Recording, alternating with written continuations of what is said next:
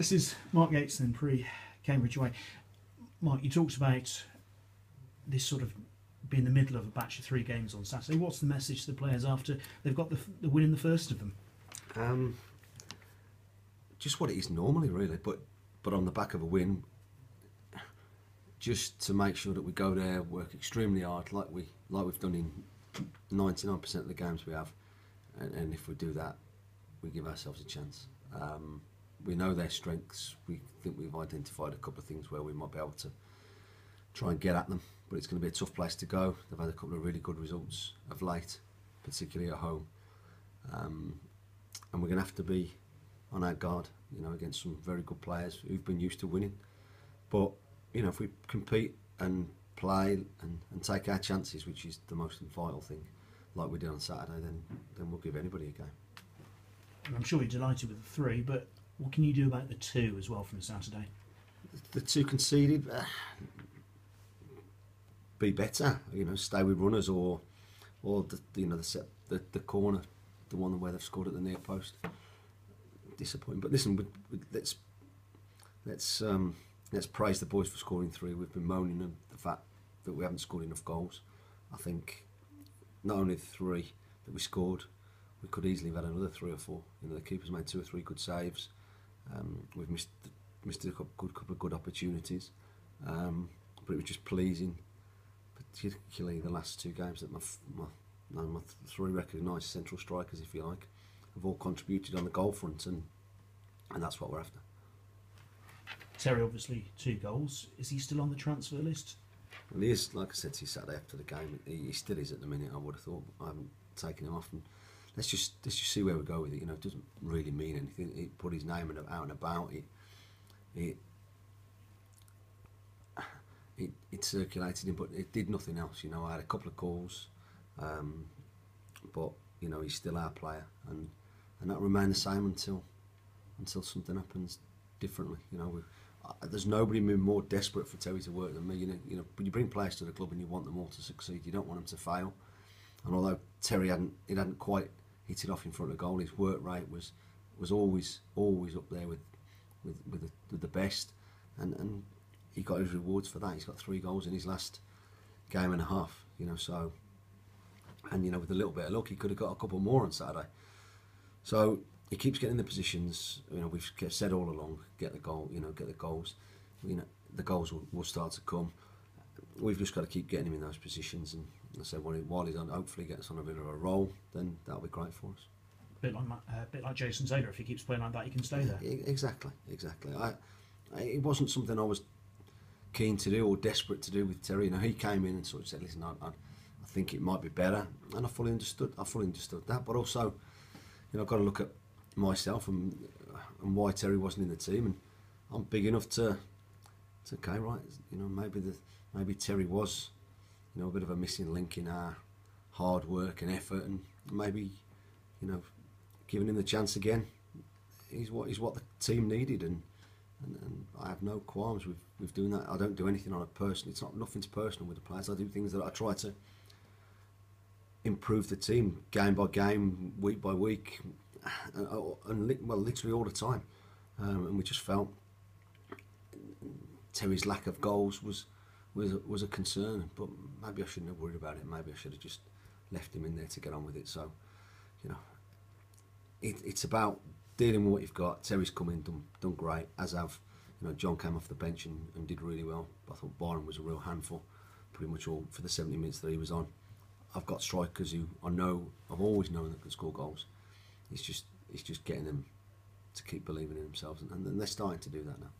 A couple of days on, what's the news on Matt Taylor's hamstring? He's not going to be fit for tomorrow night, or it's going to be 3 or 4 weeks definitely. So we just hope he's back sooner rather than later. Just someone, he's been brilliant since he's been here, and just give someone else a chance. Obviously disappointing, but I suppose a chance for Jack Demon now. Absolutely, Jack or Blackie or whatever we decide to do.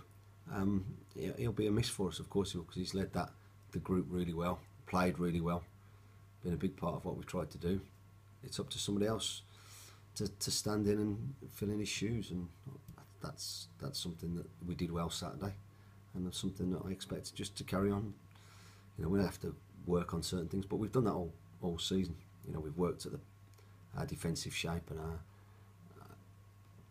defending, and we'll just have to carry it on. And obviously Matt won't be part of it for a few weeks. Everyone else apart from him and Ace are okay? Yeah, like I said, typical League Two game. You always get bumps and bruises from Saturday, but no, I think we've got a full squad to choose from, and we go to a tough place. We certainly won't be taking them lightly. We know they're a good, positive, goal-scoring team, so we've got to be wary of that, and we've also got to make sure that we try and score goals ourselves and carry on the good work that we've been doing. Yeah, do you feel that playing the three strikers as you did on Saturday, do you feel that can work away from home against them? We hope so, and we'll see. You know, whether we play like we did Saturday, or whether we play them as a three, with one down the middle and two a little bit wider. Just you go with a plan, and hopefully that works. If not, you have to have a little backup. So yeah, we believe so. Eusebio's got a real threat. We really believe that, and it's nice that my strikers are scoring goals. In Cambridge, a side that Cheltenham haven't played for a long time, does that affect the levels of homework you do on them? Not at all. Not far from it. I saw their manager at one of our games recently. We went down and watched them at Newport earlier in the season. I've seen 3 or 4 videos of them that Craig's got for us. They're a good side. They've got a very, very lively front two. 4 midfield players who work hard, and they've got a bit of balance in there. They've got 2 centre halves who are a threat at set pieces, 2 fullbacks who like to bomb on. It's going to be a tough game, and we certainly won't be taking them lightly. As I said earlier, they're a threat. We've got to deal with it, but we've got to try and impose ourselves as well. They're a team that's been used to winning of late, in the division below where they've got promotion, and that's a great trait to have, and we've got to make sure that doesn't happen tomorrow night. Thank you. Good luck. Just with Matt Taylor's injury, does it tempt you to maybe change the system and go to a back It's something I don't think so right at this moment in time. We've worked on this system since a couple of weeks before the start of the season. It does put that question in your head. I've certainly thought about it, but where we are at the minute, I don't see that happening quickly before a Tuesday game. We're comfortable with how we work. Jack's come in at Brighton, came in at Oxford, came in for the last couple of games previously, and done really well. Didn't really deserve to be left out of the team on Saturday. I just went with the tried and trusted 3, if you like. So I have no qualms about putting Jack in. Paul Black can go and play there. I've no doubt about that. But we also have got the option of sometimes maybe, without your captain, without Matty just shoring up the middle, maybe we can go to a flat back 4 and go from there. But I don't see that happening tomorrow night, to be honest. Is Steve Elliott going to be okay for 3 games in 7 days? I'll tell you, it's one of them. Steve's in great shape. He's in as good a shape as I've seen him here. He really looks after himself. His recovery's always been superb.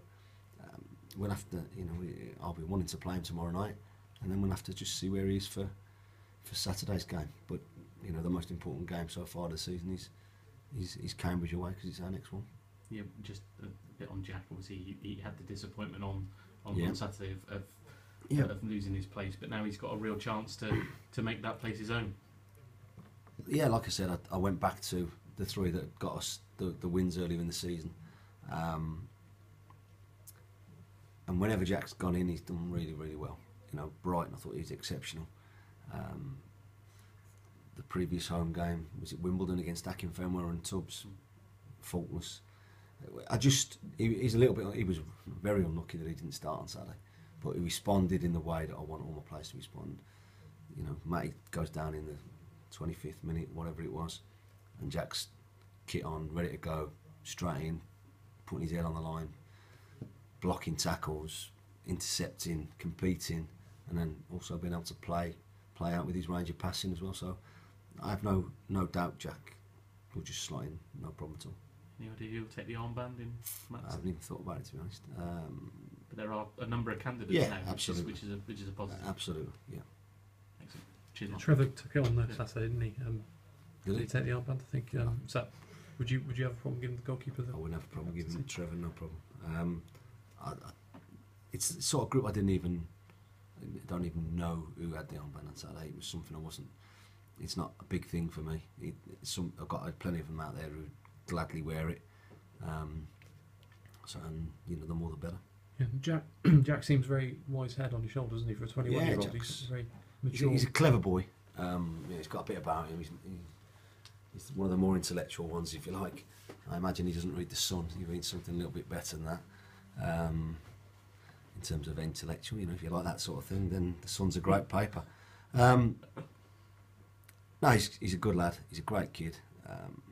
Doesn't moan, doesn't gripe about not being in the team, or just waits his chances. And he's had to do it all his career. To be fair, he's never been a regular in any first team. So he's had to fight. He's had to